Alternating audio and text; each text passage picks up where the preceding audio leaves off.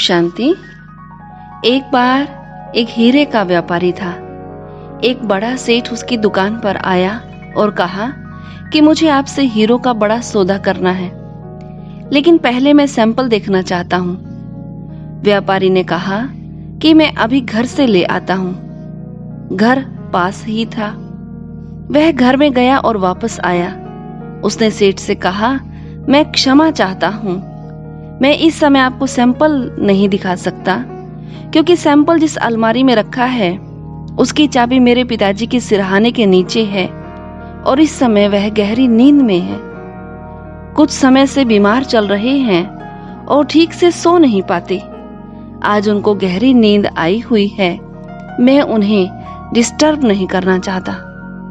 सेठ ने कहा, भाई देख लो, सौदा तुम्हारे फायदे का है। बिना सैंपल देखे तो हम सौदा नहीं करते। व्यापारी ने कहा, मेरी भी मजबूरी है, मैं आपको दिखा नहीं सकता।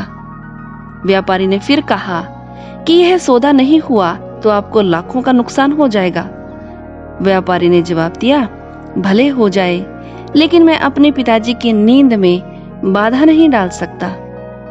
सेठ चला गया, लेकिन कुछ देर बाद फिर आया और कहा कि मुझे आपसे ही हीरों का सौदा करना है।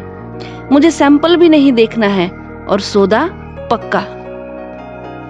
व्यापारी को आश्चर्य हुआ। सेठ ने कहा कि मैंने आपकी बात पर विचार किया और मुझे महसूस हुआ कि जो व्यक्ति अपने पिता का इतना आदर करता, ध्यान रखता कि उनकी नींद के लिए लाखों का फायदा छोड़ दिया, वह मेरे साथ धोखाधड़ी नहीं करेगा। मुझे आप पर पूर्ण विश्वास है, इसलिए सैंपल देखने की आवश्यकता नहीं, मैं आपसे ही सौदा करता हूं। तो देखा आपने, सेठ ने व्यापारी का पिता के प्रति आदर देखा तो उसके मन में भी व्यापारी के प्रति आदर उत्पन्न हुआ, साथ ही विश्वास भी।